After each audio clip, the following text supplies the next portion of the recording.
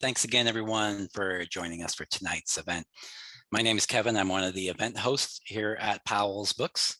And before we begin, I want to encourage you to check out our lineup of upcoming virtual events by visiting our website at powells.com. If you don't already do so, please follow us on social media, Twitter, Facebook, Instagram, and also our YouTube channel. Tonight, we're very excited to welcome Jerad W. Alexander in conversation with Josh Campbell. In his provocative, impassioned memoir, Volunteers Growing Up in the Forever War, Jerad W. Alexander reveals what it was like to be raised on war, vividly recreating the masculine fantasies of American heroism and patriotism that animated his childhood, and at the same time, brilliantly dismantling those myths. To many outsiders, joining the military can be a path out of a difficult life, a chance to acquire vocational training, a college scholarship, or a career. But to those like Alexander, whose parents, stepfather, and grandparents served, and who grew up on American military bases around the world, enlisting was the only way of life. Young Jared's obsession with all things military, from guns to war games to the trappings of uniforms, medals, and the movies and books of Vietnam, was bottomless. And as soon as he was able, he joined the US Marines. Only then, on the ground in Iraq, in the same war his parents had fought before him, did he begin to question all that he had taken on faith. Alexander will be joined in conversation tonight by Josh Campbell, CNN correspondent, former FBI special agent, and author of Crossfire Hurricane, Inside Donald Trump's War on the FBI. We thank him for being part of tonight's event. This event includes an audience Q&A. Please use that Q&A button at the bottom of your screen if you'd like to ask a question at any time. And if someone has typed a question that you'd also like to know the answer to, you can upvote that particular question by clicking the thumbs up button. Most importantly, please support Jerad and Powell's by purchasing a copy of his new book from us. A link to buy Volunteers, as well as a link to buy Josh's book, will be shared in the chat a couple of times this evening. Jerad, Josh, we're thrilled to welcome both of you this evening. Thanks for being here. Thank you. Great to be with you. Thanks. Thank you for that introduction. And first, I want to thank the viewers, those who are tuning in right now. We know that it's obviously a busy time. Everyone has a busy schedule. So to take the time to tune in is something that we're very appreciative of. I can tell you that, when I was doing my book tour, the highlight of that event was actually getting to go to Powell's, because I never make a trip to Portland without stepping foot inside one of those locations. It's just obviously an incredible experience, an incredible selection. And I can tell you personally, having done a book event there, this is pre-COVID, when we can actually talk in person, some of the most engaging questions that I received on that book tour. So thank you in advance for tuning in here. And again, just to reiterate, if you do have those engaging questions, go ahead and fire away. Click on that Q&A box, type in your questions. That for me, doing that book tour, that was the highlight, was being able to actually interact with readers. There's an interesting thing, when you write a book, and Jerad knows this as well. And Jerad, congrats on this book. It often, it can feel like a one-way medium, right? You write something that's part of your story that you're then pushing out there. You kind of that moment of vulnerability. Here's my story. And you often don't get that real-time feedback except when you're on this book tour. And so that this experience right now is something that authors really appreciate. So I say that to say, again, we welcome those questions. Feel free to type them in. Jerad, again, congrats on this book. We'll get into the topic, the subjects. There are a lot of questions that I have that I want to go through, which will help kind of enlighten some of the viewers today about what went into this book, your story, the writing process, all the different questions that people have. Well, obviously, talking about current events, because you can't talk about a forever war without looking at what it means for the modern era as well. And so we'll get into all of that, but truly congratulations. I can tell you, as someone who has devoured military history books and memoirs and that whole topic area, I've never come across a book like yours, and we'll get into that. And that is one that not only educates the reader about the experience, and what went on in American, these combat settings, but also what went into the making of a warrior. That's something that we don't often get to see. And so I want to say congratulations to you. First of all, it's an honor to be here, and thanks in advance for your book. I urge folks to go out and purchase that through the Powell store. I guess just to start, one key question that a lot of people often have at these book events, people want to know at the top is, if you're the reader, you go into the bookstore, you have many, many different selections on that shelf. Maybe you go online and you're looking for the book for you. And so you obviously want to captivate the reader. You want to grab the reader with that initial, explanation. What is this book about? So just over to you, if you can explain just at the outset, this book, what it's about and what went into the making of it. Well, thanks, Josh. Honestly, the book is about American history of late. It's about how our history and our representation of our history has an impact on the individual, especially child, especially and namely as it relates to the military.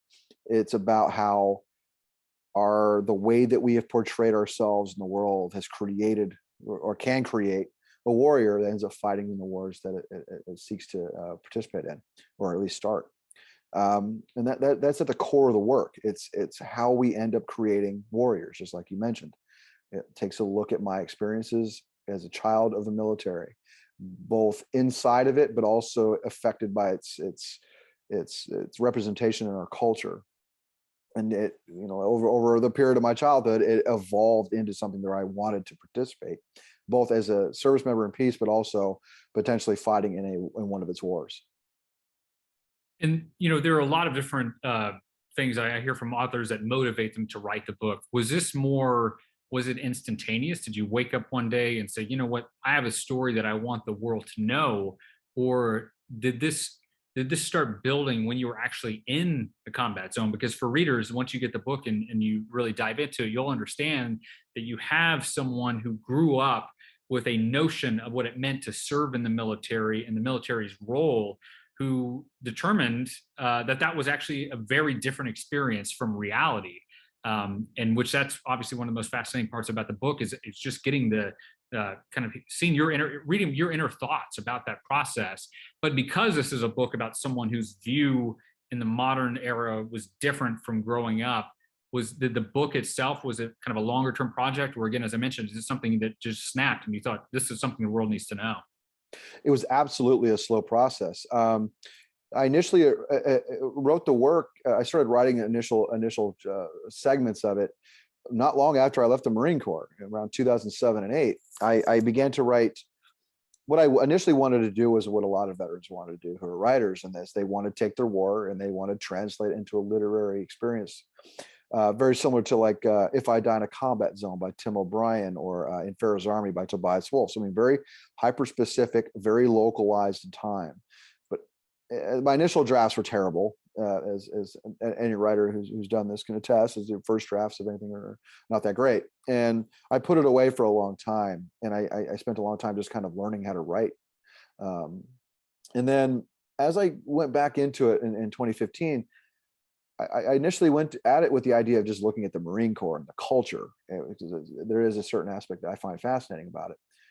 But I kept getting pulled back into childhood. I kept getting I would go into writing about the military, and then I would realize that, look, I have to study what put me there, and what were the things in my life that created the foundation of a Marine or a soldier in general terms.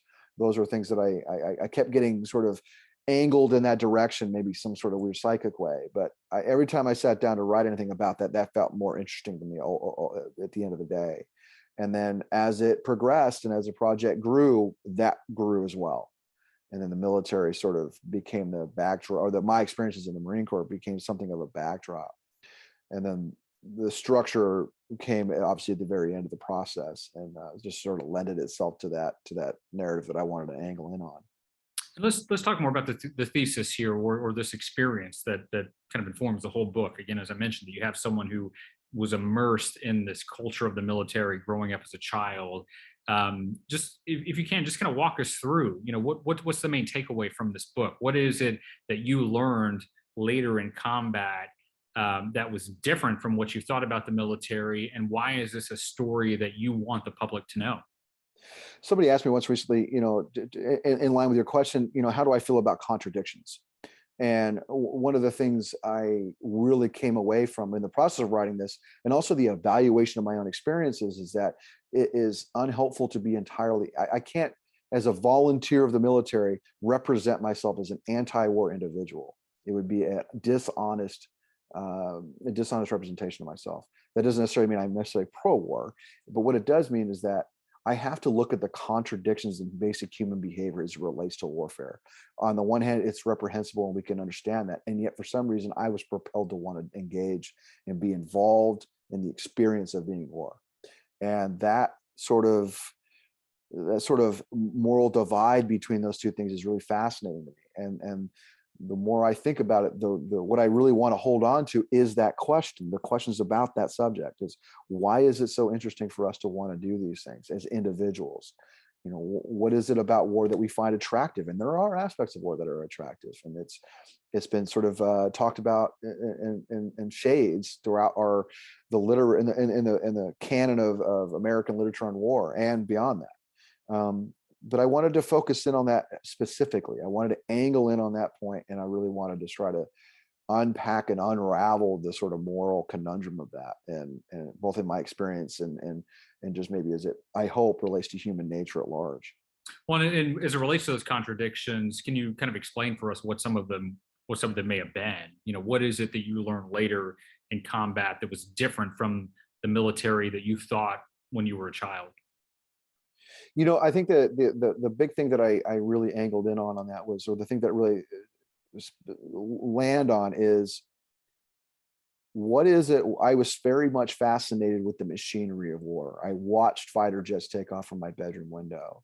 And then as an adult, I watched those same fighters drop bombs on houses that had people in them. And I was very close to I saw and listened to the ramifications of that. And so meanwhile, there were Marines around me taking pictures of the plane, as it's flying, or they're taking pictures of the bomb as it's going off, because there's a strange attraction that we have as people, I think, to watching, pyrotechnics of war. It is a remarkably awe-inspiring and stunningly dangerous thing to watch take place, but it's killing people in the process of that. And we kind of reward it, but we also, in the process of doing that, sort of blanket over the ramifications of it. And I wanted to look at that in myself as it relates to my childhood, and then and I unravel that, of course, in the war by seeing the impact of it. So I came away with from the military I was able to look at it and see through both ends, through the lenses on each side of it. I was able to recognize that there is an attractive element to this that we all have, or at least people in the military tend to have. But it also has, I've seen through the looking glass, if you will, and seen what happens on a human level with our attraction, and how our attraction propels the ordnance to be dropped and used, and perhaps maybe not the best ways. It's interesting. Obviously, in the wake of the war in Iraq, the war in Afghanistan, there are a lot of questions that the nation is asking about what led up to that, what went into that, and so often we hear that members of the military were kind of, depending on one's political belief, some believe, well, maybe they were pawns, right, in this endeavor of whatever the motivation was, that we're going to conquer, that they were the ones who were kind of left to enact whatever policy it was that these lawmakers were theorizing, back in Washington. And one thing that's interesting, I guess the question I have for you is, what is it? Why are you the one to tell the story? And I asked that question because it occurred to me in reading this book, and again, it's tremendous, really excellent book. But it occurred to me kind of for the first time that, I'm still a military reservist. I come from an Army family, friends and family that are in the military, but I don't know anyone like you who, from a young age, was almost, and forgive me if this is maybe a loaded term, but was almost indoctrinated, right, in the culture of the military. And I wonder, as I ask that question, why are you the one to tell the story? Because it seems that, if someone who's not in the military comes and says, well, I'm going to criticize what the military is doing, you often hear politicians say, well, you didn't serve. Who are you to say that, right? I think, often you can dismiss that argument because one doesn't have to serve in the military to have a view of what U.S. foreign policy should be. But getting to my question, it's fascinating that even within the military, there are people who don't have your experience that grew up. And so I'm wondering, did you feel that that was the kind of the calling to tell the story because you had that unique experience that maybe people serving today didn't have, that having learned from an early age in their youth, all they know is the military, and then learning kind of later on that what they thought about it really didn't meet that expectation? Right. It's interesting you use the word indoctrination there. And I think it's an apt word to describe that to a degree. I sort of refer to it as being dipped in the culture and just sort of left dry with it around me. And you're right in that I was around it my whole life. So that gives me basically I was able to biopsy the experience. And so I was able to look at the military in a very broad sense and take a look at the most, the Air Force side of things, and then look at it from the most extreme, almost cult-like side of things, which is what the Marine Corps is in a large way. And so I was able to sort of see the spectrum of the people that are in it. Also, and this is, and perhaps I'm patting myself on the back here, so forgive me if I am, but I pride myself on a certain amount of objectivity. Like I wanted to be able to step back away from the military a little bit and take a look at it as I one, based on my experience, which is an emotional event, but also have enough awareness to be able to go, okay, look, how did I fit into that context? And how were the people around me behaving? And what was the things that were influencing them to do the things that they were doing? And I think that when it comes to the military, there is a tendency, I think, to, we're too in the weeds, so to speak. You get a little too close to it, and you kind of, there is a tendency, I think, at times, and I was certainly guilty of this at moments, of not seeing the forest for the trees and not being able to evaluate it on its face, and either positively or negatively. I mean, I knew plenty of Marines who hated the Marine Corps and they couldn't see its positive attributes, and then we had the opposite of that, and with some folks, and so I really spent a lot of energy trying to back up sort of psychically from the military, so I could really get a look at it and try to grab as much of it as I can and put it in within the framework of my experience and analyze it and process and dissect what I had seen. No, it's fascinating, and I want to get kind of into more of your experience, but just before we kind of dive into more about you personally, just for the benefit of the viewer, and eventually the reader here, what are some of the things that one will walk away from this book knowing that they may not know sitting right now, having not read it yet? Well, I would say one thing I really try to lean in on is that the war in Iraq doesn't begin in 2003. It starts in 1990. The Iraq War is long and old. Iraq invades Kuwait in August of 1990, and we respond to that, and there's a certain righteousness to that. But the bellicosity that with which we engage Iraq from then on via sanctions and the sort of general cultural attitudes that we had toward Iraq sustained through the 90s. And so by the time we get to 2003, we have sort of a loose foundation or a bedrock, shaky as it may be, of sort of an angry kind of cultural attitude toward Iraq. And that sort of helps, justify, at least in a psychic sense, or spiritual sense rather, our invasion of the country. And I think that's underlooked. Now, that was something I really wanted to lean in on, is that 2003 is not when the Iraq War starts. It starts much earlier than that. And that was just a phase of it. That was just the most, the kinetic phase of that war. That's one aspect of it that I really want to lean in on. Another aspect is that our culture really kind of values, we like war stories, and we like them very tailored. We have a tendency, I mean, even now, our war stories are remarkably tailored. We kind of accept certain aspects about war and dismiss others.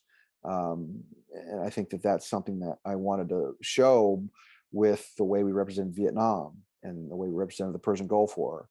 And then the sort of what I was seeing as a kid and then what I was experiencing as a Marine was similar to a large degree in terms of its representation, but it was much more visceral, and it was the way that the images were presented to me were dismissing certain aspects of it, and were taking out certain aspects of it that allowed it to be palatable to me as a kid. And Can that's you something unpack that a little bit? Just that whole idea of being tailored. Do you mean in the way that we describe good guys and bad guys, or what do you mean when you say the stories are tailored? Certainly there's a very Homeric aspect to the way we tell war stories. I mean, we have our Achilles and we have our Hectors and we have our, Odysseus, I mean, we have our, the kings who are terrible, and we have good kings, those things, those devices and those archetypes still exist now. And I think that one of the right now, I mean, to distill it down into pop culture, our tendency is to look at this special operator as the sort of the flag bearer of the war on terror. That isn't to suggest that the special operator hasn't done a lot of work, and they certainly have. They're pulling 10, 12 deployments overseas, which would tell you a lot about their interest in the war. I think if they were, I think that says a lot about war and in and of itself. But we have a very, very, a very narrow view of what the soldier does and what is involved in it and the flashiness of it. I mean, war is incredibly boring. It's months of standing guard. It's months of training. It's hours upon hours of monotony, punctuated by mere minutes of intense violent activity. But the representation of it is a very Call of Duty like sort of atmosphere where it's frenetic and chaos and a lot of a lot of spontaneous heroism and easily defined stereotypes. And I think that's something I wanted to try to unravel a little bit in the work. One of many fascinating things that I learned in reading your book is, we often think about the service member themselves going off to war and kind of having to make that transition and everything physically and mentally that goes into that. But what's so fascinating about your experience, having obviously grown up in this military culture, your stepdad in the military, your mom at one point in the military, is you really get a sense of what it's like for the family when someone goes away, right, to a faraway place. And I just want to read just kind of very quickly, because I think this is very poignant. You write about your stepdad going away, and you mentioned, the first Gulf War, whenever this kicks off. You write that wars come and snatch people away, sometimes temporarily and other times permanently. We were a military family. We had no excuse for ignoring this probability. And yet for the first few weeks, we walked around in a daze, punctuated by the flashes of war nerves. Talk about that, if you will, what it's like for the families to send someone off, and especially as a young kid, maybe not understanding exactly what's taking place, hearing stories tailored, as it were. What was that like? And what does the reader take away? How do you generalize that to what maybe families feel across the country as they send their loved ones off to war? Well, let me add some context to that too. Before I get into the answer, is military deployments overseas, at least for the Air Force at the time, were not often. There may be a deployment to Korea for a period of time, but generally you didn't see a cycle of deployments. Now that did change over as when I became a teenager. My stepdad was constantly going overseas, probably once or twice a year for a few months. And that is an indicator of our position in the world, I suppose, at least in the Middle East. And where he was going. But that was that first one, that for the Persian Gulf War in August of 1990 is when he left. He was a member of one of the first squadrons, or first wings rather, to be deployed over there to defend Saudi Arabia. And it was incredibly traumatic. It was I remember the gear being laid out on the table and the packing it up and in case he got called up. And then he did. And he just came and said goodbye to me in the middle of the night, sometime around 3 or 4 in the morning, and then walked out the front door. And I didn't see him for 8, 9 months. And it was like somebody knocking a chair leg out from under you. I mean, it really was. It was an incredibly emotionally exhausting experience because you're just removing a family member. You're just literally you're creating a cavity or a vacuum where someone once was. They still exist, but they're very, very far removed. And at the time, email didn't even exist. We were sending letters, and we had one USO tape that came back. So our conversations, we couldn't even maintain a relationship with that person in a real time way. The phoning home was not a regular occurrence. So it was a remarkably emotional experience, really gutting. And when it all came to an end in April of 91, when he returned home, it was like having somebody pull a stone off of you. You know, it was very much, you know, it was liberating and quite frankly freeing, you know. But then the deployment started again. That's when it slowly, you know, every few months he would start to go back overseas. And that was you know, that's an indicator that like I said before, our relationship had changed with the world. And if I can just compliment your writing style for a second, and I mean, obviously in addition to the substance, I mean, you are a phenomenal storyteller, and you know, it was really moving that you talked about him, you know, leaving. You know, you talked about that cavity. You said that it felt like being hollowed out inside your chest. And Jerad writes, I could feel its edges grating against my rib cage as I walked to school in the morning, my mood matching the coming sad beauty of autumn. Really, and again, the reader connects with you, but I also think about how that's multiplied over and over and over. All the kids, right, sending their loved ones off to war, and obviously some of them who never came home. And so I urge the readers or the viewers to pick up this book, because you're going to learn a lot.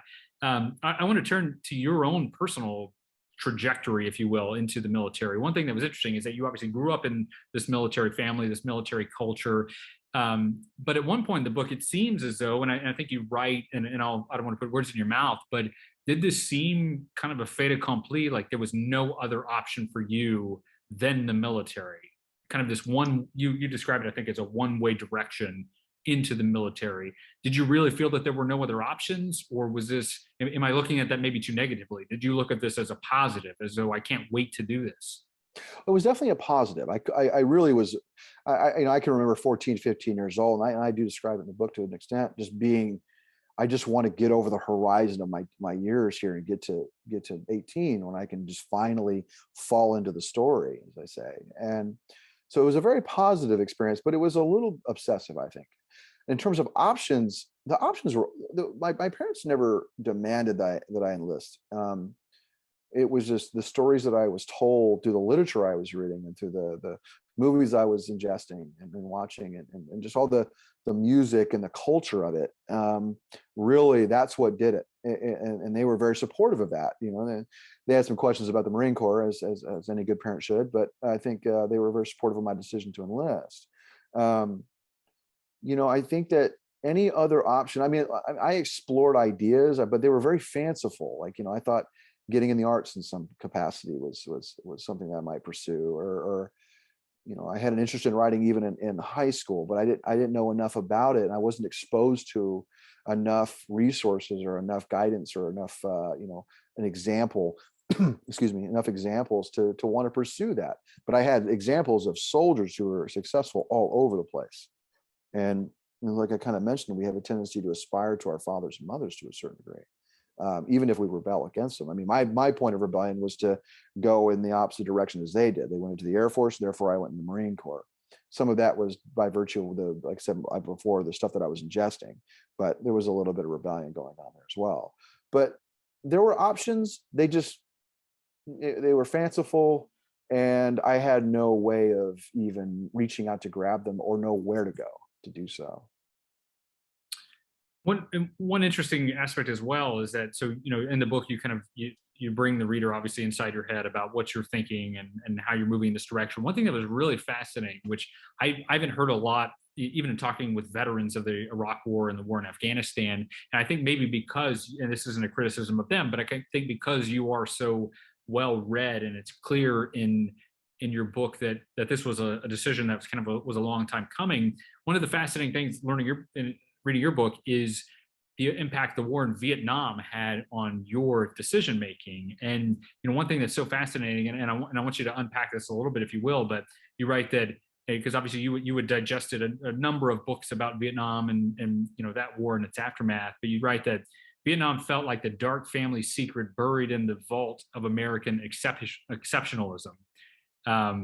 Which that line in of itself, Vietnam felt like the dark family secret buried in the vault of American exceptionalism.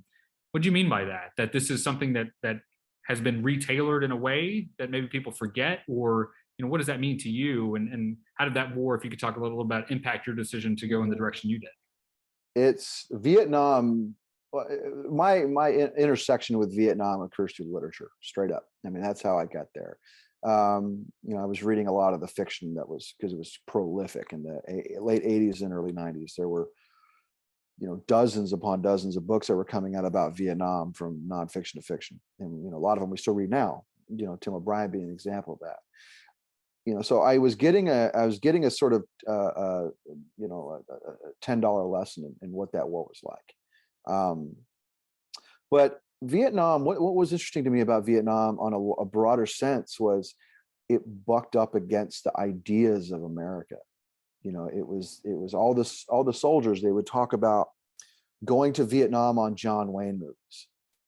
They would enlist in the military because they had the John Wayne sort of complex that permeated our culture in the 50s and early 60s.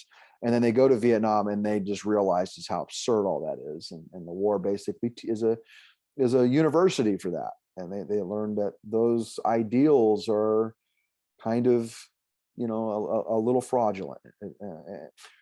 But then we come out of Vietnam and the military's rebuilt. They restructure and rebuild it to a very professional organization.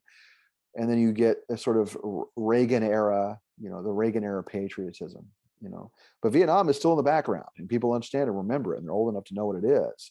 And so it's a constant reminder that, our values are not absolute and that our values are not above test. They demand to be put through filters.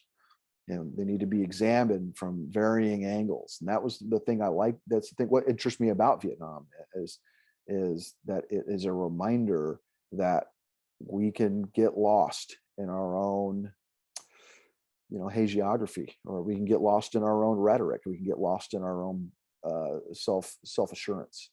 And we can also get another cult. We can also destroy another culture on those things. And that's kind of what I meant by that. Is it's kind of like, not to use another metaphor, but it's kind of like the uncle in the room. This guy is reminding you of all the stuff you did when you were a kid. And it's very much a powerful event in my life, still is to this day.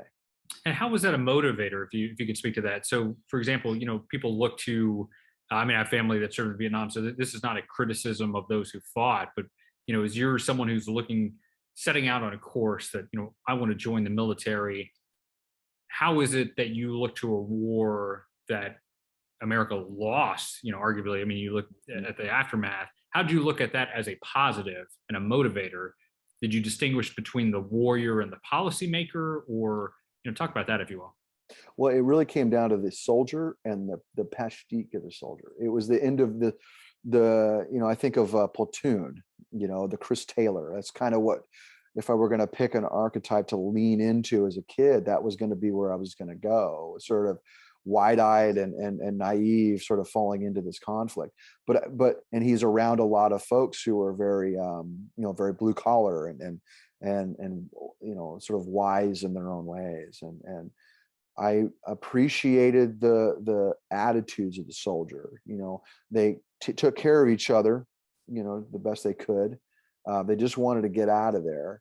When there was a certain nobility to that I really found attractive. And I still do to a large degree. I think it's an interesting, it's a bit of a Greek tragedy in a way. Is you have all these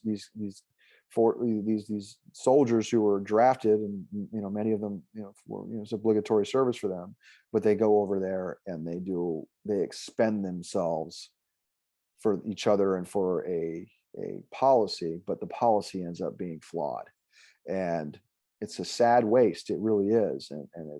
But the soldiers themselves bring they brought a certain attitude to it. The music was incredible.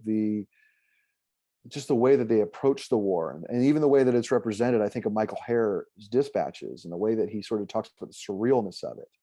And there was something kind of, and even he says that there's something attractive in that. That's what propelled him to go over there. And those same forces were pulling on me when I was reading about Vietnam. I could hear the radios, and I can hear the helicopters and the sounds of the jungle, and I could hear the little AM radio playing the Armed Forces radio out of Saigon. They were just very, very real to me. And I wanted to try to capture my own piece of that in the military when I enlisted at 18. Sticking with Vietnam, I mean, I don't want to over-index or maybe draw lines that don't exist, but I'm curious about, in the aftermath of that war and the aftermath of your war experience. You write, speaking of Vietnam veterans, that they were trapped between leaders who they generally felt were apathetic to the blood they sacrificed every day, and the people at home who felt they were betraying them by protesting their existence. And I'm curious, and again, I don't want to over-index if it doesn't exist, but did you feel that same way among your fellow, veterans of the Iraq War and even Afghanistan, talking to those? Did you feel that same sense of being stuck in between those policymakers and maybe a public protesting this whole notion of being there? Not so much, because the protest that came out of the Iraq War was very flash in the pan. It lasted. It was, maybe, I think by the time Obama gets elected, it's done. Because Obama comes in there with a very, very hopeful message about ending the Iraq War, and so it neuters the protest movement. But even then, by 2008, that movement, such as it was, it wasn't really doing it. It had no real impact, I think. And so I never really took umbrage with their protesting the war. I understood why they would, but I also didn't consider them a real political threat either, outside of just seeking a new president that was going to take us in a different direction, which I supported. So I had no real animosity toward any anti-war protesters. But yes, on the policymaker side, absolutely. I think that it's one of they made Afghanistan effectively into a third rail for 20 years and sort of sustained that on the cheap.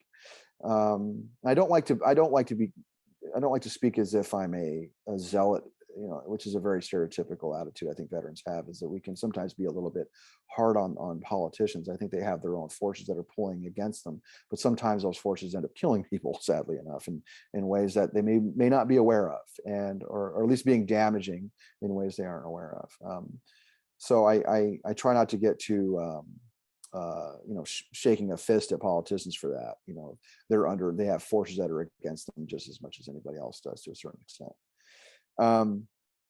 But I don't think I have that same ire. And most of my veteran friends don't either. They have their disappointments, and they think that the way that those wars were fought was terrible. But for my own sake, but just personally, it's hard for me to maintain rage. I find it unhelpful. I think it's better to have a conversation about the discussion, or have a discussion rather about the issues we're talking about, and unraveling them. That said, I am not optimistic that we'll learn much. If we did this in Vietnam and we did this in Afghanistan, we are going to do this again somewhere else. I'm interested. So, staying on that line about the policymakers, because obviously, again, even when you hear criticism of military action, I mean, there is a camp that criticizes, any exercise of violence, right? War, that, Sure. that shouldn't exist, which people are, free, obviously, to voice their own opinions. But it seems as though if you look at Iraq, I mean, the main criticism that we see is the policy itself, right? Sending people over. And I'm just curious, do you think, and I guess what I'm trying to cleave off here is your experience in the military that you found existed, but for that decision to go into Iraq, do you think that you would have thought the same? So, for example, I did a lot of work in Asia Pacific, for example. So if you were at a Marine Expeditionary Unit in the Philippines, training forces or providing humanitarian assistance, and that was your job, do you think your view of the military would have been a lot different than it was coming out of Iraq? So do you think it was that decision itself to go in that maybe, ended up impacting you the most as it relates to your view of the military now? To a degree, Iraq validated the positions I had. That was the last thing I did in the military. I spent 7 months there with the rifle battalion, and I got out of the Marine Corps 3 months after I got home. And I had already done a deployment with a rifle company on a Marine Expeditionary Unit, and then I had done a deployment in East Africa. Had I gone to, let's say, to Okinawa, for example, and gone to the MU you're referring to, I think I would have come away with a very similar feeling. Iraq was just sort of what Iraq was doing for me personally was sort of answering the combat checkbox, right? It was sort of filling in that role. So I wanted to experience that and did so. But my attitudes didn't, Iraq itself was not the biggest shift. It was the buildup, and then Iraq sort of punctuated it. I saw the, the buildup of Iraq in '03 right there. That had a huge impact on me. I watched the sort of sale of that war on quite frankly dubious premise, and I also watched the military sort of kind of nod and go, okay, this is the life we're living now. And what was the real tragedy for me is I knew about how the military had been effectively destroyed after Vietnam and during Vietnam, and then they had to go through this entire process to rebuild it, and then to watch them fall back into a similar conflict or kind of engage in a conflict that was going to end up and it could very well end up in a very similar place was a little bit stressing. It was I talk about it in a section of the book where I'm listening to a reservist give a briefing about the history of Iraq, and he worked at a strategy think tank in DC as his regular job, and there's a colonel sleeping behind me, taking a nap in the middle of it. But he's very, and the Marine was incredibly honest. He's like, we're going to end up owning a country here, and we're going to have an insurgency and an anti-occupation force that we're going to be fighting here because the history of the country has proven it to be the case. And everybody kind of just nodded and got up and walked out. And then that's what happened. And I think that, I kind of go back and forth on what the responsibility is of the military, of senior military leadership to advise on civilian policy. But I wonder if that was maybe a little underpowered in 2003 and then later. Well, what's so fascinating now is, one thing that obviously the military does, sometimes it can kind of feel like overkill, but this whole lessons learned, right? The after actions, you're going to go back and try to figure out, well, how do we either repeat the success or how to prevent from, repeating a failure? What is it now? I mean, you're obviously with this book that you have the audience now, which, includes policymakers, those, especially now with kind of the aftermath of the Afghanistan exit. I cover national news, and we're constantly hearing from politicians and others who are diving into whatever literature they can get that helps them and inform them to prevent the next future mistake.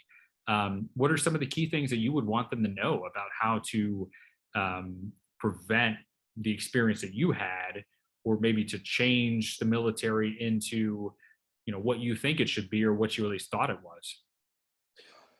Right up front, I think that I would actually speak to the voter base. I think that the American population needs to get heavily involved in its foreign policy because it has ramifications here.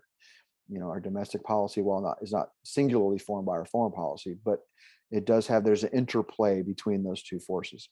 And understanding how our country is behaving overseas is really important. On a policymaker side, the idea, one thing that I would love to see is a form of, it would be a tough haul, but a form of some form of obligatory service. I think that it doesn't necessarily need to be military, but it does need to be something that engages the population with the decisions that this country is making.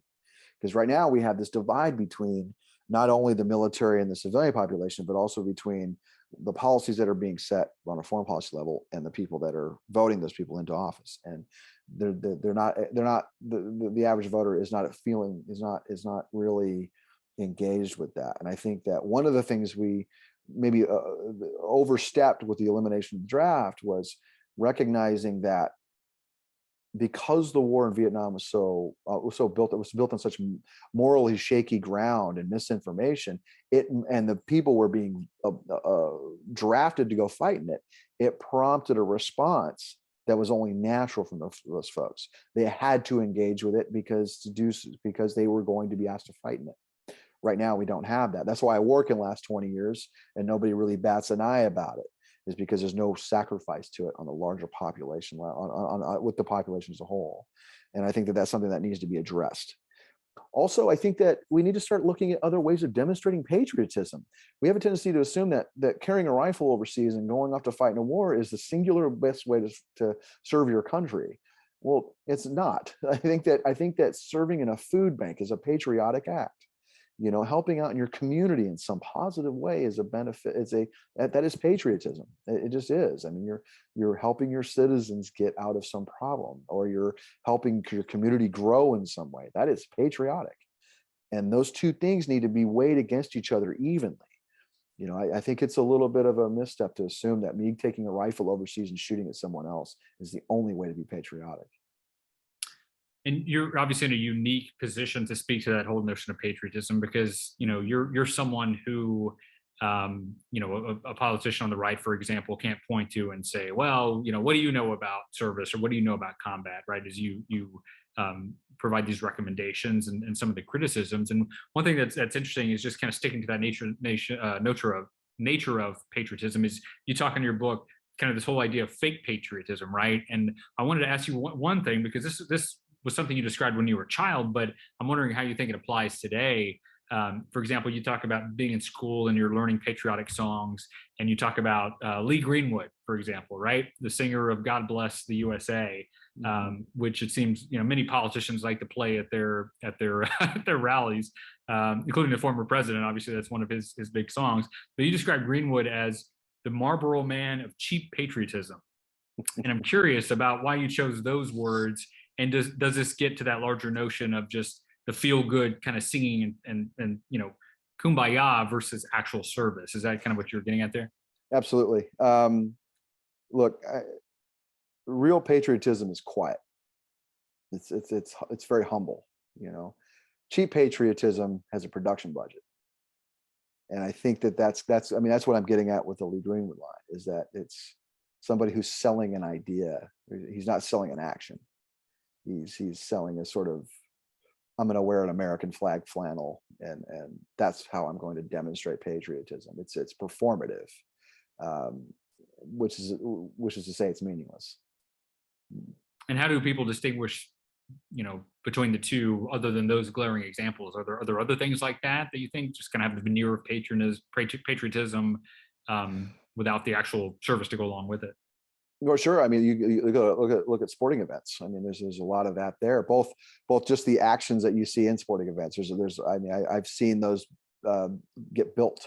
The one of the things I thought was interesting is I saw a lot of video of soldiers who were coming home from Afghanistan or Iraq on their 2 weeks leave, and the baseball teams were hosting them to meet their family, surprise their family.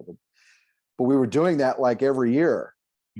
And that aspect was always missed. It's like we should be doing this like once, and that's it. Like we every year we kept doing the same thing, and so we got our little feel good moment, but the context of it was always lost. And so the stadium could get up and feel proud to be an American effectively, and they'll clap for the soldier and for that family, but that guy's got to go back overseas, and somebody's going to come back in a year and do the same thing that he just did.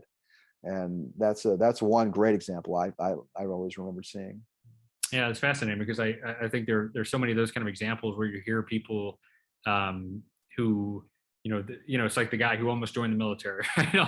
All the stories you hear. Well, I almost joined the military. Okay, well, that's nice. You kind of the closest you can get to doing it without actually putting skin in the game. And it seems like those kind of, as you say, performative events and things like that maybe kind of fall in line where you can wave a flag, but what else are you doing? Well, I have another one, another example of that. It's the AR-15.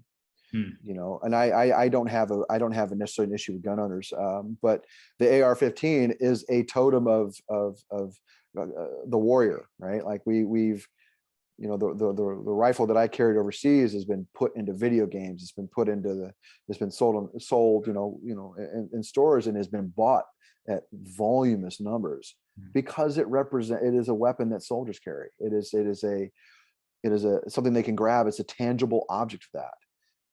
I saw it was a great piece in the New York Times a few years ago, I think in 2018, during that, not long after one of the mass shootings that occurred, where it was a young man in the Midwest, I believe he was in Ohio, and he went out and bought an AR-15, and he was wearing a T-shirt with, that was very pro-military. That's very popular right now. And he said very plainly to the interviewer, he was like, I'm owning this because I don't want to go in the military, but I want to be connected to that thing, and that's what this gun does for me. And I think that's a maybe even a more virulent example of that is that weapon, and the proliferation of it since 2004 on is, that's where the war has come home in a lot of ways, is through that weapon. Yeah, and you see a lot of that cosplay as well, right? Kind of the dress up, and it's interesting. I don't know if you remember that whole like Bud Light Real Men of Genius campaign, right? That was several years ago, but I still remember the cargo pants designer, right? And the song is basically like, you can get all that, all the military look without all that unnecessary drilling and marching and running, and it's like a lot of the dress up, and as you mentioned, which can lead to very serious consequences when you start talking about armory as well, which is so fascinating. We're coming up on the top of the hour, and I want to get to a couple of questions and points that our viewers or the viewers right now are sending in, and I encourage others to please drop those questions in. But before I do that, one point I wanted to hit on, because one thing that's so fascinating about this book is, for those who may not understand, is what combat is actually like. And one thing that's so fascinating is, at least I think that people walk away with, well, there's a view of combat that I think I know maybe is, you're in a dangerous position. But one thing that's interesting reading your book is, for example, you talk about kind of delayed mourning, right? You tell an example about one of your colleagues who was shot, and it was a lieutenant who you saw kind of welling up, but then the theme was basically, we'll mourn later. We have this job to do right now. That I don't think most people would understand how that actually, how you do that. I mean, how do you, in facing such a tragedy right before your eyes, is that something that the military taught you, or is it just an expectation? And how does that impact you personally, seeing something like that? Well, it was definitely a professional decision, but it was not something that was trained. I mean, there was not a lot of discussion. But if you're under fire and you take a casualty, it's all job. It really is. It's like the corpsman is going to show up and he's going to do his job. If a man is killed, there's going to be a little bit of there's going to be an instant mourning that occurs, certainly, but the real stuff is going to occur later. The real mourning, the deep emotional inventory is going to happen after. I mean, I spent my 7 months in Iraq. I came back, and then we had a memorial service. We didn't do it there. We waited to do that. Now, that's not true, I think, for a lot of units. I think other units have done that in country, especially if they're there for a long time. But we had the luxury of being able to come back by virtue of the way the Marines sent their troops overseas, to come back and do that. And that was an emotional day. I still have the program for it. I was just looking at it the other day.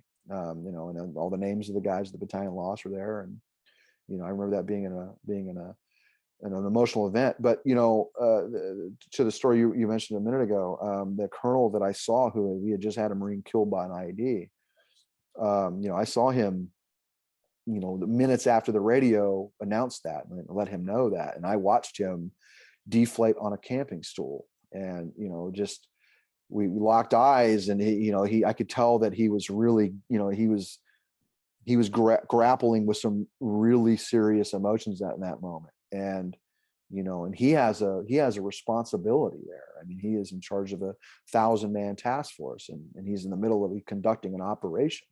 And he took his moment, and then he got up and got back to work. That's kind of you have to compartmentalize a little bit there, because if you start to disintegrate, there's ramifications to that, and it can end up replicating what's causing the issue to begin with. And so you have to be very careful about that. No, it's very insightful, and I don't want to give away too much, because I want people to read it. But one thing that I also found very fascinating is, not having served in combat myself, but you talk about how kind of even the role laughter, even if it's nervous laughter, plays into being in a very dangerous situation. Getting shot at, and your reaction is kind of to laugh, right? So I'll leave it to the reader to read up and get kind of a sense of how that is, because that's just so fascinating. And the book takes you inside the mind, the experience of a warrior, and then obviously you learn a lot about the aftermath. I want to go to Kathleen's question. This is actually was on my list, and so great minds here. How has this book been received by family and friends, or maybe those who have actually been in the military? What kind of responses have you gotten? You know, of the people that I mentioned in the work, has been very positive. You know, my mother loved it. You know, my friend Ken has been speaking of it quite highly lately, and I'm very grateful for that. It's always a nerve-wracking aspect about writing something like this, because, especially about yourself, is because you have to have other people in it. You know, it can't be a mono story, and I was very, very concerned about the representation of, you know, people that I still care about. You know, and you know, I try to weigh them. I try to balance myself, and I try to balance them evenly. But the reaction, honestly, has been very positive. I've been very, very happy with that. Have you had anyone say, and I asked this question because when I wrote my book on the FBI, I left the FBI to kind of explain this really dark period that the organization had gone through. And I had agents reaching out to me, you know, saying, you know, thank you for almost being a vessel, right, for things that other people thought that maybe they couldn't say if they were in this position. Have you gotten that from members of the military or veterans? You know, thanks for amplifying what maybe others have already thought. From veterans, I have, yes, but usually they're the ones that I know. I've not yet had a veteran from outside the community or outside my community do that, mainly because it's new. And I think that on a longer timeline, I hope to see that. I hope I've you know, tried to address some things that they would like to see in the world. But I have had that from veterans that I know personally, who have read it and have commented and been like, you know, this is remarkably overdue. Yeah, no, I would agree with that.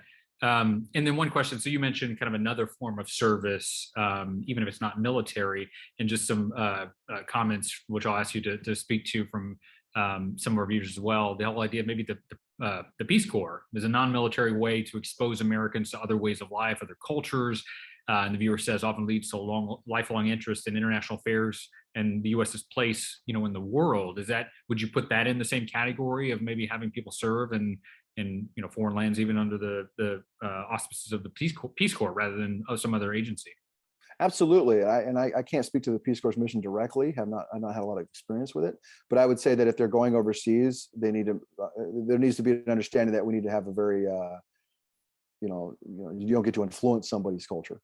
But if you can help them, then absolutely, that's a fantastic way to engage with the world, especially as an American ambassador. I mean, that was something we were taught even when I was a kid going overseas, is like, kind of live small. You know, don't really, you're living in somebody else's country, act appropriately. And I was very fortunate that there wasn't a lot of, I didn't witness a lot of ugly American behavior. It exists, but I had some great examples for that. Great examples of how not to be that way.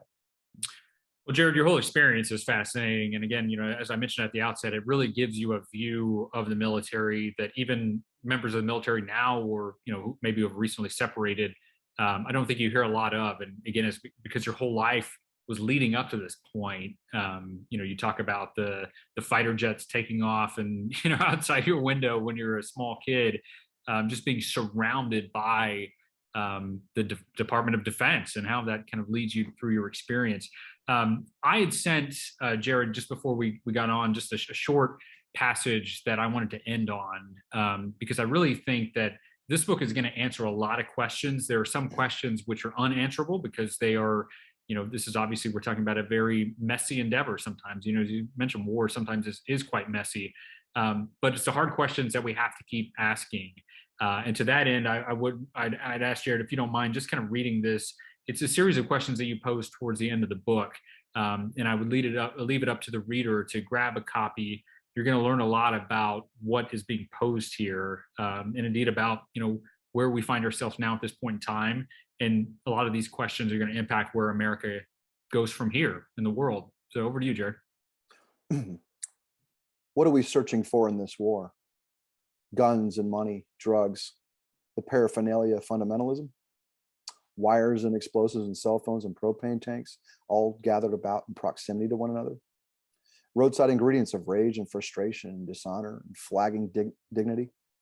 The incongruent devices of ideology against imperialism. The Islamic stone against the high-tech Western Goliath? Are we looking for the justification of our empire, the final answer that will end the fears of the world beyond our borders? And what am I searching for? G.I. Joe and his band of underdog heroes? The times that try men's souls? The stiff upper lip of middle America? The American power and its global glory? What is the monster I am seeking? Important questions. And to be continued on some of those answers. But again, as I mentioned, the questions that we have to keep asking.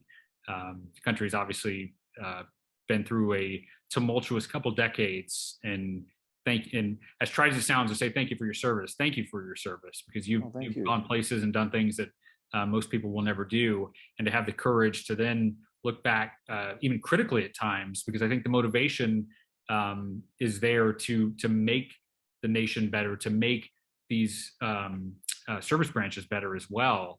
And you really get a sense of that in reading your book, that this comes from a place of wanting to do good. So thanks for all the hard work you put into the book. And then just very quickly before we sign off, what can we expect now? Are you working on other projects as well, or what's coming down the line? I am. I've got a novel that I'm trying to finish right now that I'm really close to being done with, and I've got two nonfiction ideas. One of them is on the AR-15, but we'll see how that goes. All right, well, we'll stay tuned to that. And for that, and just for now, I just urge everyone to go out and buy this book. You can link to there. You can click on the link from the Powell's website, order that book. It's truly a phenomenal read. Thank you so much for spending your time with us. And back over to you. Thank you. Thank you so much, guys. Josh, Jared, really great to listen to you talk about the book. Here it is, folks, volunteers. I just put a link to it in the chat. You can click on that and order it there from us. Josh's book too, even an autograph copy right there. I'm also going to put in the chat a link to our YouTube channel, and you can view this event tomorrow. It should be going up sometime in the afternoon, and if someone that you know wanted to hear it, you can watch the video of it tomorrow. You can go to our YouTube channel and see talks of with other authors in the past too. Great lineups there on that channel. Once again, everyone, thanks for viewing, and Jared, Josh, thanks for joining us, and everyone else, have a good evening. You too. Thanks so much. Thanks.